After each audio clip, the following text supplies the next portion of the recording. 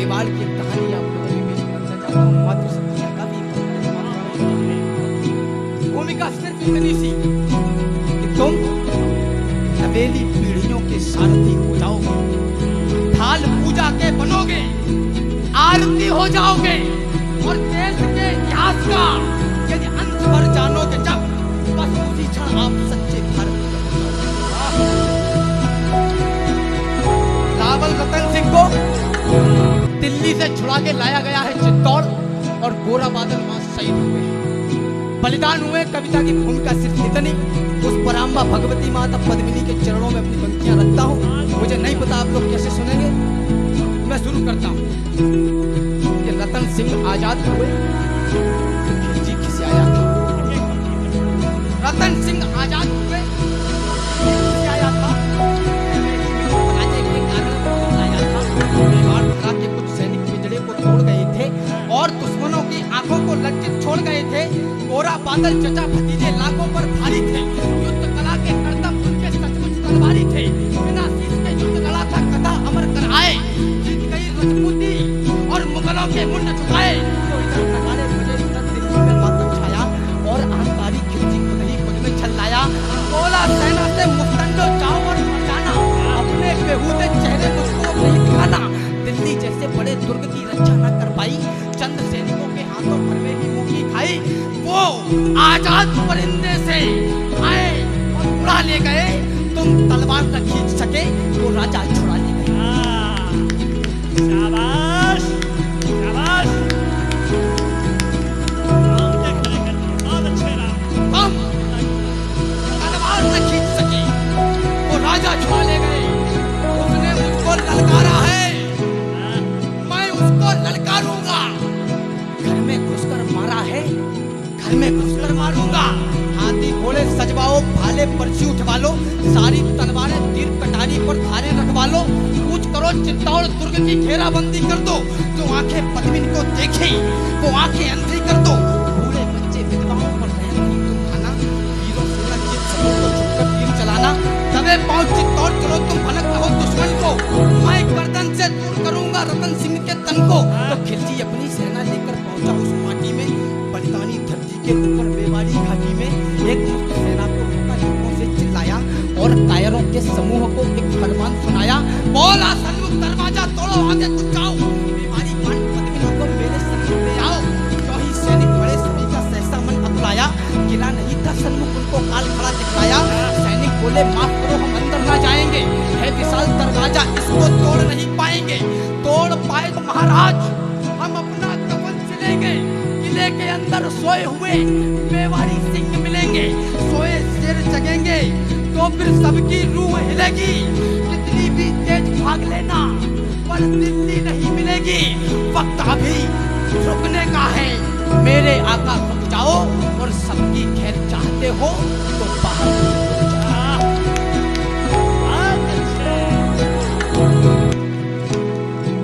वक्त अभी झुकने का है, मेरे आका झुक जाओ, सबकी खैर चाहते हो तो बाहर ही रुक जाओ।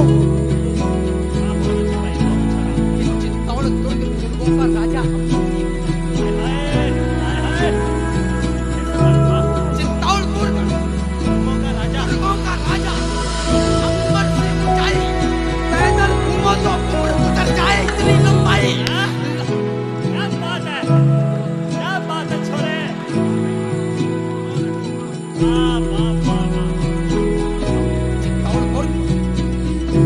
दुर्गों का राजा अंबर से ऊंचाई, पैदल घूमो तो उम्र गुजर जाए इतनी लंबाई।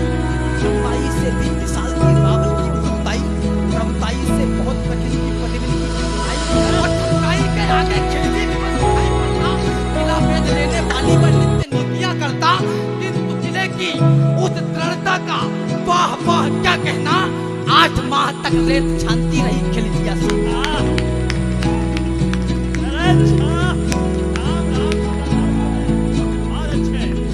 8 माह तक रेत छानती रही खिलजिया सेना। दीवार दुर्ग की धधक रही थी दंगल के जंगल में, और दुष्ट दारों तक पाते मेवाड़ी मंगल में। जिधर देखते थे केवल बस रेत दिखाई पड़ता, सन्मुख किला किले सन्मुख ऊपर और एकलिंग महादेव वरदान किले के ऊपर। किला किलेश्वर क्या कमाल था, कुशल कमाल वही था। किला किला था, केवल किला किले का नाम नहीं था। तो गुप्तचरों ने देखा, पहले सांस संभाली और फिर धीरे से मुंह खोले, बोले हुकुम, किले के बाहर काले रंग छाए हैं, खिलजी की सारी सेना है थोड़ी किले से। उस रोज खबर ये रतन सिंह थे, उतरी नहीं गले से, थे महान पलवान, दिल में खलबली मची थी। उस दिन रावण को सचमुच गोरा की हाय हाय हाय हाय। और इतिहास का पक्ष है अभी, बहुत अच्छे। एक आरोप लगा कि दाना पानी खत्म हो गया। उन इतिहासकारों के सामने एक प्रश्न खड़ा करता हूं, बिना नेतृत्व वाली सेना चित्तौड़ से चलकर दिल्ली तक जाकर खिलजी के चमड़े से अपने राजा को छुड़ा के ला सकती है, वो 8 महीने तक अपनी छाती में दुश्मन बर्दाश्त नहीं करेगी। सुबह किले के बाहर निकलेगी, कलेजा चीर के हाथ में। 8 महीने पंक्तियां पढ़ता हूं कि ऐसा नहीं पूरे चमकना अपना छोड़ गए थे, ऐसा नहीं वो लड़ मरने का सपना तोड़ गए थे, ऐसा नहीं कि शेर मांद में चुपकर बैठ गए थे, ऐसा नहीं मृत्यु के भय से चुपकर बैठ गए थे, ऐसा नहीं शत्रु सेना का पहरा सख्त हुआ था, ऐसा नहीं कि ठकुराई का ठंडा रक्त हुआ था, ऐसा नहीं कि राजपूताने में रणवीर नहीं थे, ऐसा नहीं कि रावल के तरकस में तीर नहीं थे, ऐसा नहीं कि उनकी तलवारों पर धार नहीं थी, ऐसा नहीं कि मेवाड़ी अरे ऐसा नहीं कि मेवाड़ी मिट्टी ऐसा नहीं। खुददार नहीं थी। कि मेवाड़ी मिट्टी खुददार नहीं थी, केवल एक यही है था जो मानवता का रक्त बहेगा लीटर को। पर्वत और युद्ध के किस्से और वैश्या का मुख, ये तीनों समुचित दूरी से ही देते सुंदर सुख। बहुत अच्छे, बहुत अच्छे। कि पर्वत और युद्ध के किस्से और वैश्या का मुख, ये तीनों समुचित दूरी से ही देते सुंदर सुख। कथा युद्ध की सुनने में रमणीक लगा करती है, मगर समर्थन में सोनित की धार बहा करती है।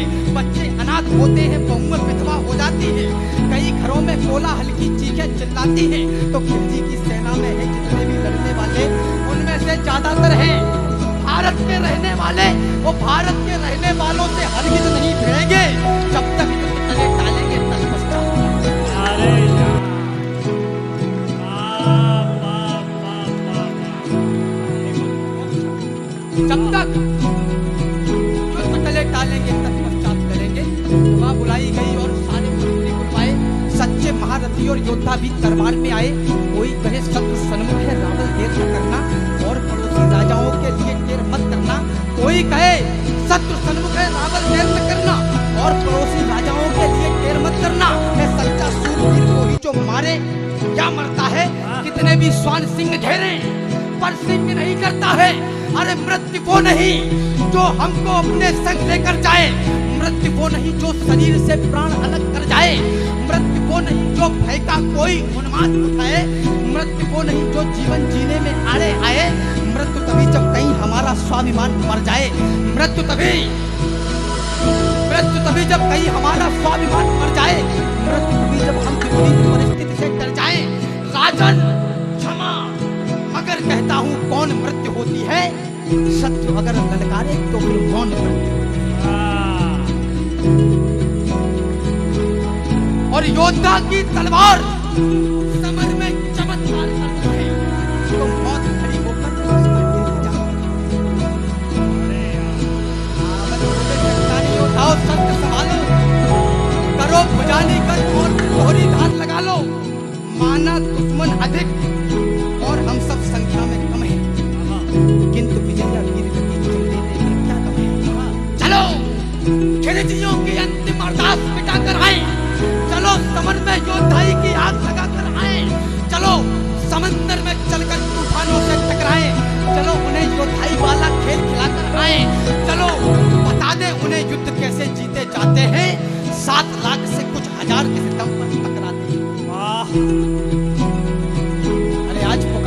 मातृभूमि ने आज दिवस आया है। आज कृपा है महाकाल की, क्या अद्भुत माया है। आज देवगण हर्षित होकर हमको देख रहे हैं और स्वर्ग से सुमन हमारे ऊपर फेंक रहे हैं। अरे आज कालिका और दुर्गा का आशीर्वाद मिला है, चंद्रमुखी की रक्षा वाला आज प्रसाद मिला है। इन कृपा सुमन और आशीषों को व्यर्थ न जाने देना। जीते जी तुम स्वाभिमान पर आँच न आने देना। याद रहे कि जीते जी दुश्मन अंदर न घुस पाए और प्रतिष्ठित आन बान पर दाग नहीं लग पाए। याद रहे कि उस योद्धा का मान हुआ करता है जो मातृभूमि की रक्षा में बलिदान हुआ करता है। अरे वीर विजय मातृभूमि की रक्षा में बलिदान हुआ करता है। अरे विजय अगर हो तो ऐसी कि अंबर पुष्प गिराए और वीर गति हो तो ऐसी इतिहास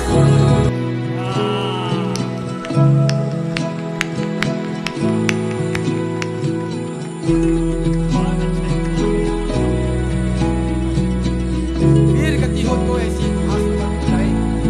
तो पहले कफन बांध लो सर पे, फिर भगवान पहले कफन बांध लो सर पे, फिर भगवा बंधवाओ। जीवन की महाकाल को अंतिम भेंट चढ़ाओ। अंतिम बार नमन कर लेना वीरों इस माटी को। अंतिम बार नमन करना बलिदानी परिपाटी को। अंतिम बार भवानी के चरणों में भाल झुका लो। अंतिम बार सभी रिश्तेदारों को गले लगा लो। अंतिम बार करो दर्शन चित्तौड़ दुर्ग नामी का। अंतिम बार करो आवाहन एक लिंग स्वामी का। अंतिम बार एक दूसरे को दे लो आज बधाई। अंतिम बार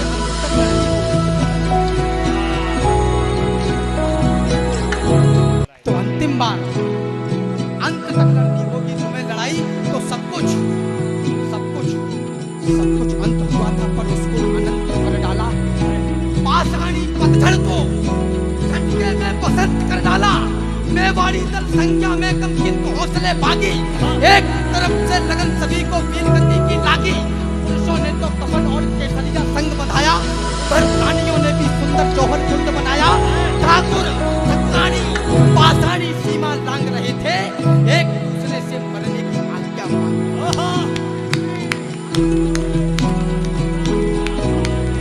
इससे बड़ा पुरस्कार तेरे लिए कुछ हो भी नहीं सकता। कुछ भाई साहब ने माला में नहीं बहुत अच्छे ठाकुर ठाकुरानी पाषाणी एक दूसरे से माताओं आपके पक्ष में पढ़ने जा रहा हूँ। माता पर आप कैसे सुनेंगे आप तक। ठाकुर ठाकुरानी पाषाणी सीमा लांग रहे थे, एक दूसरे से आज्ञा मांग रहे थे। तो योद्धाओं ने शस्त्र संभाले, तीर तरी घोड़ों में माथे पर माटी लगवाकर हुई होड़ होड़ों से होड़ लग गई। एक दूसरे से पहले कौन मरेगा? होड़ लग गई एक दूसरे से पहले कौन मरेगा? सबसे पहले रक्त तिलक मिट्टी का कौन करेगा? सबसे पहले दुश्मन दल में जाकर कौन नचेगा? सबसे पहले खिड़की की छाती पर कौन हंसेगा? सबसे पहले मातृभूमि का कौन तुलाल करेगा? सबसे पहले माँ जननी का कौन श्रृंगार करेगा? तो केवल मैं गूंज रही थी, हम तुम शब्द नहीं था। सबने ही ओंकार भरी थी, कोई निशब्द नहीं था। सारे महारथी और योद्धा पैदल घोड़े वाले, कुछ तो केवल 13-14 के प्यारे मतवाले, कुछ की दाढ़ी बड़ी हुई थी पर तलवार लिए थे, बढ़ती उम्र दिखती थी पर मूंछ पे धार दिए थे। कुछ तो पहले से घायल थे लेकिन अड़े हुए थे, मातृभूमि की रक्षा में मरने को अड़े।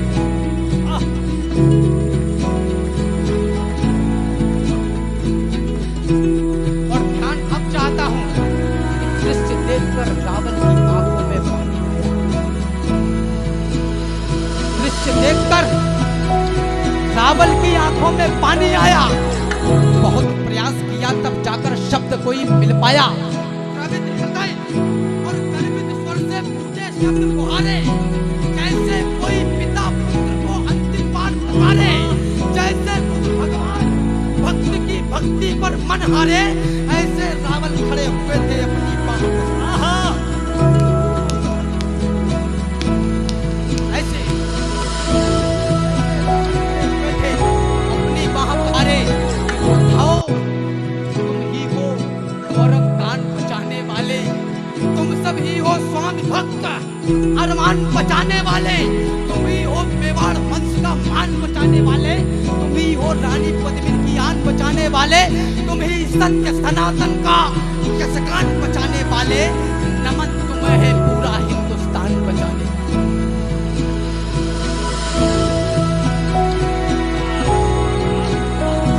सैनिक बोल पड़े राजन, इसका अभिमान नहीं है। सैनिक बोल पड़े राजन, इसका अभिमान नहीं है। राजपूत बोले राजन, इसका अभिमान नहीं है। ये दायित्व हमारा है, कोई ऐसा नहीं है। मातृभूमि है माई, तो माई के लिए लड़ेंगे। जिसमें खेले हैं उस अंगनाई के लिए लड़ेंगे। सत्य सनातनता की त्रिपुराई के लिए लड़ेंगे। अचल राष्ट्र भारत की प्रभुताई के लिए लड़ेंगे, किसी और के लिए नहीं, भाई के लिए लड़ेंगे। जग में भरत वंश की ठकुराई के लिए लड़ेंगे।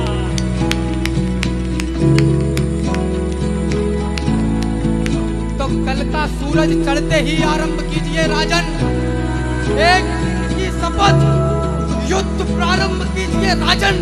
कल का सूरज दिखेगा इन दिल वालों का जलवा, लाखों से लड़ने वाले मां के लालों का जलवा। कल जीवन का अंत दिवस, कल जीवन का अंत दिवस, कल का रण उत्सव होगा। तलवारें नंगी नाचेंगी, भीषण उत्सव होगा। कल यदि काल स्वयं आया तो उससे ताल भरेंगे, इस माटी के लाल रंग को गाढ़ा लाल करेंगे।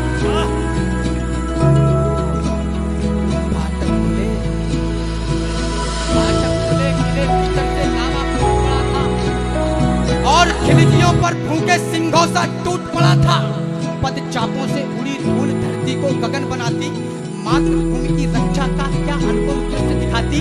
हर हर महादेव की ध्वनि से गुंजित हुई दिशाएं, तभी अग्नि की तेज लपट से चलने लगी हवाएं। बढ़े तभी अग्नि की तेज लपट से चलने लगी हवाएं, तो बढ़े काल से हाथ मिलाने सर पर कफन लपेटे। आज चले आपके बेटे, आसमान बिखरते हुए बाणों को उगल रहा था और काल भी तीव्र गति से जीवन निकल रहा था। रहे थे माटी और लाल हो गए तो स्वर्ण मिला रहे थे। उस रोज मौत रणभूमि में कईयों मौतें मरती थी। तलवार ढाल से टकराती थी, टंकारें भरती थी। उस रोज दामिनी भाले के नोकों से खेल रही थी और कालिका स्वयं स्वर्ग से रक्त उड़े। अब तक रण में आज पुकानी की तो स्वाभिमान की एक कथा रणमध्य कही जाती है, मगर किले के भीतर भी एक जंग लड़ी जाती है। शाका इधर उधर जौहर, क्या तालमेल अलबेला। मातृभूमि की रक्षा में क्या हुआ खेल अलबेला। स्नान ध्यान के बाद हाथ जब एक लिंग के जोड़े, लगी भवानी जब पहने थे लाल रंग के जोड़े, तो लाल रंग के जोड़ों संग सारे श्रृंगार किए थे। वो सारे श्रृंगार मात ने अंतिम बार किए थे। पहला श्रृंगार भाल पर माने जब बिंदी को धारा, ऐसा लगा मात ने मस्तक पर दिनकर अवतारा। दूसरा श्रृंगार आंख पर माने काजल को लगवाया, अश्रु छलक ना पड़े तभी लक्ष्मण रेखा बनवाई। तीसरा श्रृंगार होठ पर माने डाली को लगवाया, अंगारों से अलग हो गए दिखाया। चौथा श्रृंगार मात पद्मिनी का आज विश्व ने देखा, जब माँ ने माथे पर डाली स्वाभिमान की रेखा। शाबाश। तो सजी, अंतिम चरण में हूं, मुझे विदा देना। सजी पद्मिनी माता संग 16,000 दीवानी, तभी हवाएं लगी बोलने जय जय मात भवानी।